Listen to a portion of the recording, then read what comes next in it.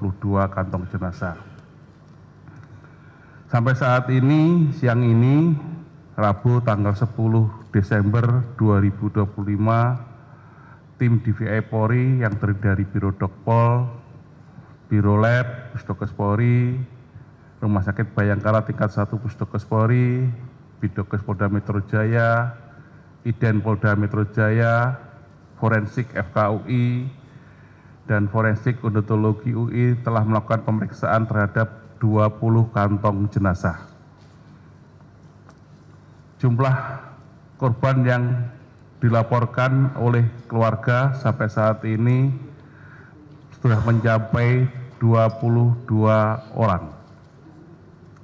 Kemarin malam telah dilaksanakan sidang rekonsiliasi dan telah dinyatakan teridentifikasi sebanyak 3 orang. Dan pagi ini kembali kita laksanakan rekonsiliasi untuk menentukan identitas korban dan memutuskan 7 jenazah telah kembali kami identifikasi. Ini totalnya tadi malam sama hari ini ada 10 jenazah. Selanjutnya Bapak Karodokpol akan menyampaikan hasil identifikasi.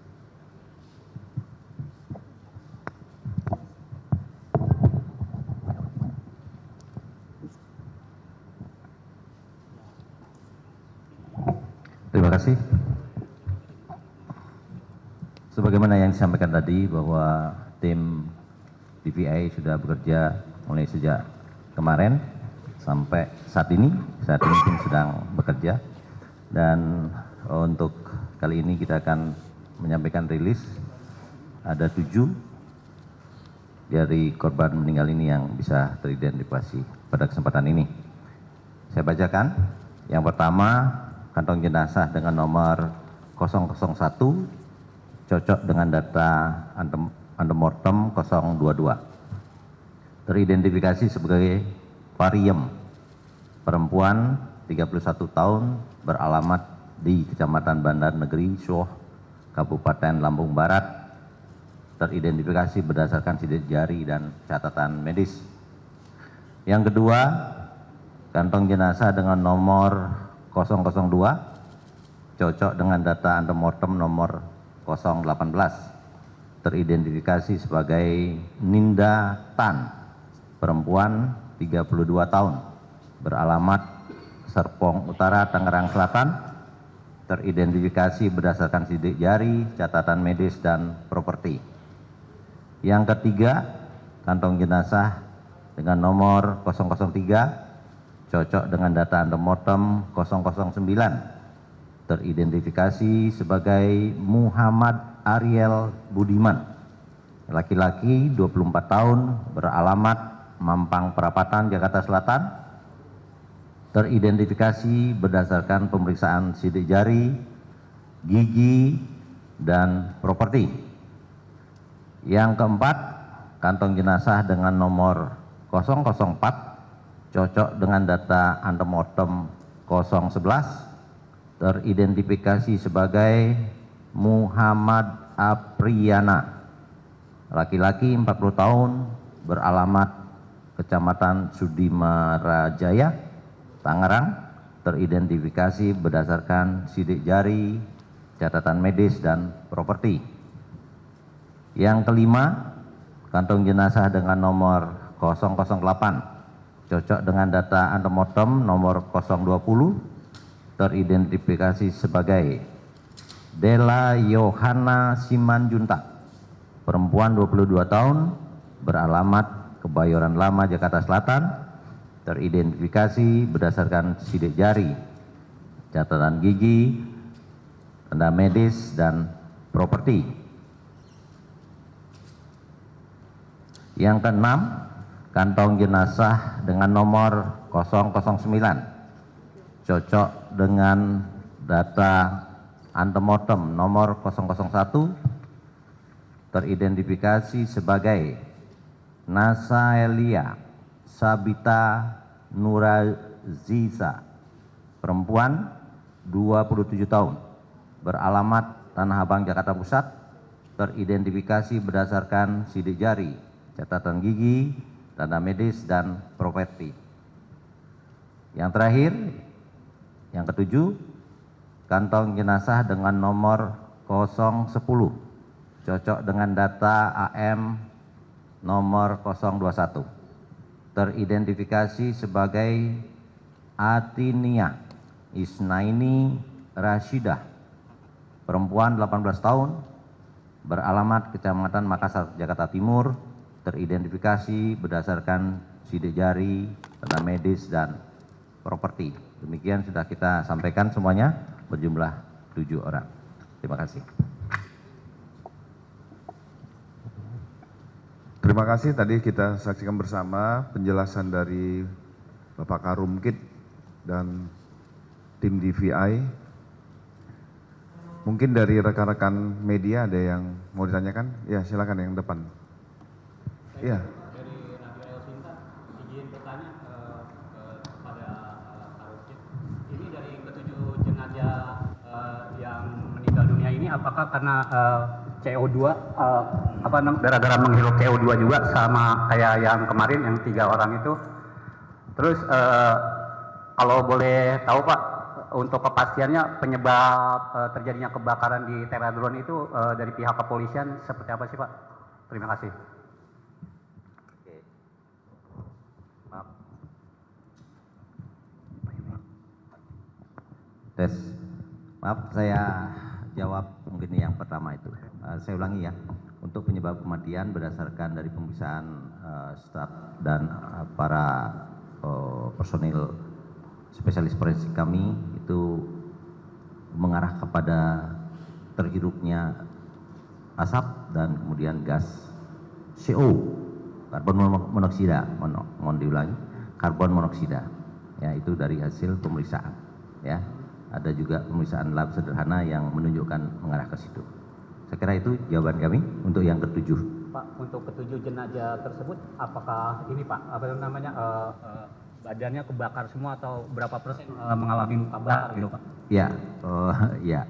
Jadi itu semuanya rata-rata mengalami, ya. Tetapi itu derajat 2. Jadi melepuh seperti itu, kemudian apa namanya, ada bagian-bagian yang termasuk juga sidik jarinya agak susah kita apa namanya ekspor begitu, karena juga beberapa bagian, ada beberapa dari korban itu juga melepuh seperti itu. Ya, itu dari. Kemudian yang berikutnya pertanyaan dia mungkin jawaban dari Pak Kabid Humas. Terima kasih Mas, yang penyebab kebakaran. Nanti kami akan menunggu dari Puslapor Mabes Polri ya. Karena belum keluar, masih dilaksanakan olah TKP kemarin, hasilnya masih belum keluar. Izin Pak, kalau boleh tahu saksinya sudah berapa Pak yang diperiksa? Nanti kami dalamin, kami jawab nanti untuk saksi-saksi. Sekarang kita fokus ke yang ini. Silakan Mbak. Terima kasih Pak. Selamat siang, izin Rini dari TV One, Pak Kabid Humas, izin mau bertanya terkait data karyawan yang selamat untuk saat ini bagaimana kondisinya, dan untuk korban yang luka-luka ini dirawat di mana, lalu terkait total karyawan dari Teradron ini ada berapa begitu. Dan terakhir mungkin bisa izin minta tolong dijabarkan kembali terkait bagaimana kondisi detail jenazah ketika ditemukan, apakah badannya sudah hancur total atau bagaimana begitu. Terima kasih. Terima kasih Pak. Ini masih kami dari penyidik Satreskrim Polres Metro Jakarta Pusat masih berkoordinasi dengan pihak manajemen kantor untuk melihat berapa inventarisir karyawan yang ada. Termasuk kemarin kan dilihat juga sudah menyelamatkan sekitar 19 karyawan yang di rooftop itu sudah diselamatkan. Termasuk untuk korban, kalau dari karyawan PT Teradron itu tidak ada yang dilakukan rawat inap, tetapi ada satu anggota kepolisian yaitu Kapolsek Kemayoran yang pada saat melakukan evakuasi membantu para korban ini yang terkena dengan pecahan kaca pada saat di lokasi kejadian. Ada lagi mungkin sisi kiri? Pak, Ya silakan. Dan dari Kompas TV mau tanya mungkin ke Pak Karumkit atau enggak ke Pak Karodokpol. Tadi ada keluarga korban yang udah berdatangan, tapi tadi saya dengar namanya belum teridentifikasi, itu penanganannya seperti apa? Karena di bawah tadi kami sempat bertemu dengan salah satu keluarga korban atas nama Saiful ya, kalau nggak salah. Itu penanganannya seperti apa untuk yang belum teridentifikasi? Terima kasih. Oke. Bapak Ibu sekalian, bahwa untuk identifikasi itu kita harus mencocokkan data yang kita terima di posko antemortem. Bapak Ibu tahu ya lokasinya. Kemudian mencocokkan dengan apa yang kita bisa periksa di kamar jenazah. Dua tim yang berbeda. Jadi kemudian dua tim itu bergabung di rekonsiliasi namanya. Nah, kalau sudah diperiksa sebagaimana yang dilaporkan oleh Pak Karumkit tadi, kemudian saat ini belum teridentifikasi begitu ya. Ya. Ini berarti masih dalam proses. Ya, sekarang sudah ada 10. Kemudian mudah-mudahan nanti sore kita bisa dapatkan lagi ya, sehingga yang belum teridentifikasi kita harapkan maksimal kita bisa identifikasi. Berarti masih dalam proses itu untuk pencocokan ya. Oke. Baik Pak Kabit, izin saya dengar Pak dari koran Warta Kota untuk memastikan korban di TKP itu apakah sudah clear hanya 22 orang atau masih ada korban lain yang belum ditemukan atau tertimpa reruntuhan di dalam gedung itu? Terima kasih Mas.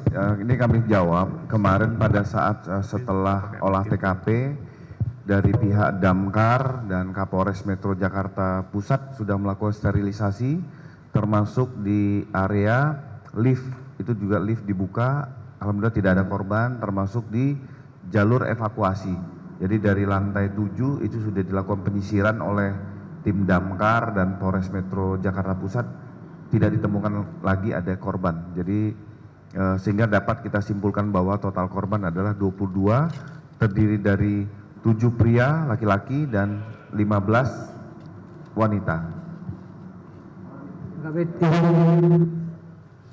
ya Pak Kabit dan semuanya, saya ingin mempertegas saja, katanya tadi kan dari 7 korban itu rata-rata meninggal karena menghirup gas karbon monoksida. Yang ingin saya ketahui bahwa apakah gas karbon monoksida ini dipicu daripada kebakaran, artinya terlepas dari baterai-baterai yang ada di drone di perusahaan itu, atau gimana Pak untuk penjelasan gas karbon monoksida itu? Mungkin ada penjelasan. Ya, jadi gas ini bisa jadi karena pembakaran dalam berbagai kejadian kebakaran itu memang membuktikan bahwa dalam kondisi ini kemudian terpicu, kita tidak tahu apakah dia dari bahan itu ya, tetapi bukti-bukti data-data menyimpulkan bahwa dalam kondisi luka atau terbakar seperti ini maka lebih banyak gas karbon monoksida yang akan berperan. Itu dibuktikan dari tanda lebam mayat namanya ya. Kemudian sebagaimana yang saya sampaikan tadi juga ada pemeriksaan laboratorium sederhana melalui darahnya tadi, juga terbukti bahwa itu tinggi kandungan karbon monoksida. Dan gas ini sangat-sangat beracun karena dia berkompetisi dengan oksigen yang mestinya yang kita hirup oksigen, tapi dia kemudian masuk ya, sementara oksigennya tidak ada, jadi tentu ini akan beracun dan kemudian seseorang itu mengalami kematian karena keracunan gas ini.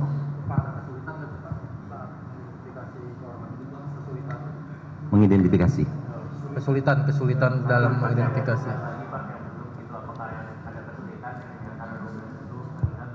Jelajahi cara baru mendapatkan informasi. Download Metro TV Extend sekarang.